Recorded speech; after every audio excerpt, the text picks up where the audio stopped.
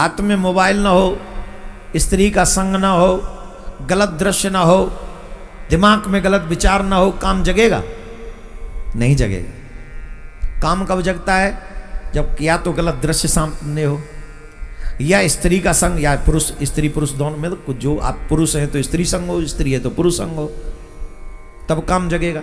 एक जगह हम पढ़ रहे थे, बहुत अच्छी बात बोले,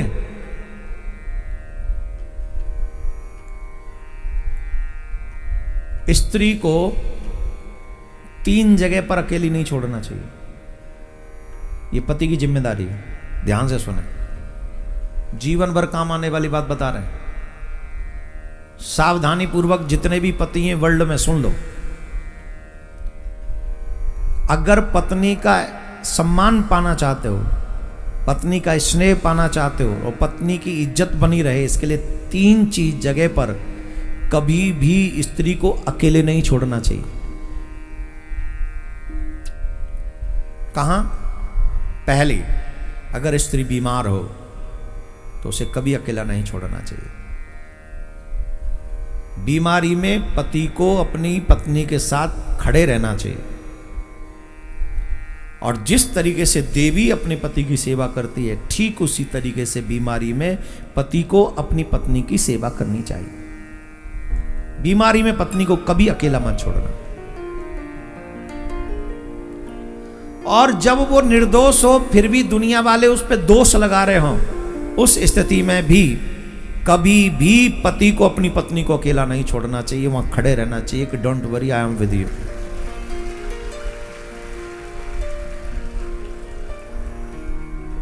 उस समय भी उसके साथ खड़े रहना चाहिए। 2, तीसरी महत्वपूर्ण है, किसी भी कठिन परिस्थिति में पराये पुरुष के साथ स्त्री को अकेले नहीं छोड़ना चाहिए। चाहे वो रिलेटिव्स ही क्यों ना हो, ध्यान देने योग्य बात है। चाहे वो मामा का हो, चाहे वो फूफा का हो, चाहे वो जीजा का हो, चाहे वो साले का हो, जवान अगर कोई है तो उस कठिन परिस्थिति में कभी भी एक स्त्री एक पुरुष को नहीं छोड़ना चाहिए। पति को चाहिए कि खुद वहां पर खड़ा रहे, और कोई भी कार्य करना हो अपनी पत्नी के साथ खड़े होकर स्वयं काम करे, बाहर का काम हो तो उससे करवाए, लेकिन गैर पुरुष के साथ कभी भी पत्नी को अकेले नहीं छोड़ना चाहिए। जो 3 स्थितियों में अपनी पत्नी को अकेला नहीं छोड़ता है, वो गृहस्थ अपने आप को और अपनी पत्नी के सम्मान को बचा पाता है।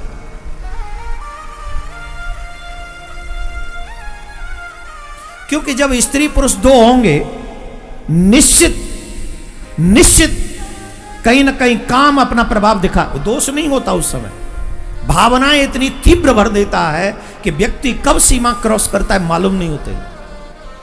शास्त्रों में तो यहां तक कहा है महाराज, आजकल लोग मानते नहीं है, इसीलिए घर टूट रहे हैं, इसीलिए घर टूट भी रहे हैं। शास्त्रों में यहां तक लिखा है, जवान बेटी जब हो जाए तो बाप को कभी अकेले रात्रि में घर में नहीं रहना चाहिए जवान बेटी के साथ। बोलो कितनी बड़ी बात लिख दी है। अब आप कह रहे होंगे महाराज यूं ही भड़का रहे हो, मेरे पास सबूत है। बिना सबूत के बात नहीं करता हूं मैं। मेरे पास ऐसी बेटियों का दर्द है जो आके मुझे बताया है कि आप तो कहते हो हमेशा माँ बाप की सेवा करो, उनकी बात मानो, ऐसे दुष्ट बाप का क्या करें? क्या करेंगे आप? मैं तो कहता हूं समाज की जिम्मेदारी है ऐसे बाप को चौराहे पे खड़े करके फांसी लगा जा देनी चाहिए उसी वक्त।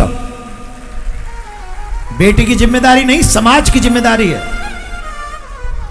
लेकिन मैं शास्त्रों की बात कर रहा हूं, ये सब बातें मैं नहीं कर रहा हूं अभी फिलहाल, प्लीज इसको सुने। शास्त्रों में जवान बेटी के साथ कभी अकेले न रहे, न जाने कब काम कुबुद्धि पैदा कर दे। जवान बहन के साथ भाई को भी कभी नहीं रहना चाहिए अकेले में। पारिवारिक बात नहीं, संसार में रहो, इट्स ओके, कोई बात नहीं, वो तो रहना ही है, रहना ही पड़ेगा। लेकिन कभी मजबूरी में ऐसे हों तो फिर भी आपको एक साथ नहीं रहना चाहिए, भोजन इत्यादि करके, जो भी आप अपनी समस्या समझ ले इसको। ये मर्यादा शास्त्रों में बताई। भगवान ने निमंत्रण किसका कब दिया? बोले रात्रि में आना, क्यों? रात्रि में काम प्रबल होता है। बोले रात्रि में आना और स्त्रियां मेरे साथ होंगी तब आना, ध्यान से सुनो, कोई और पुरुष नहीं होगा मेरे साथ, मैं अकेला पुरुष हूंगा, कोई नहीं होगा। बस तुम उस समय शक्ति प्रयोग करना अपनी, जितनी भी तुम पर पावर है, जितनी तुम्हारी शक्ति है।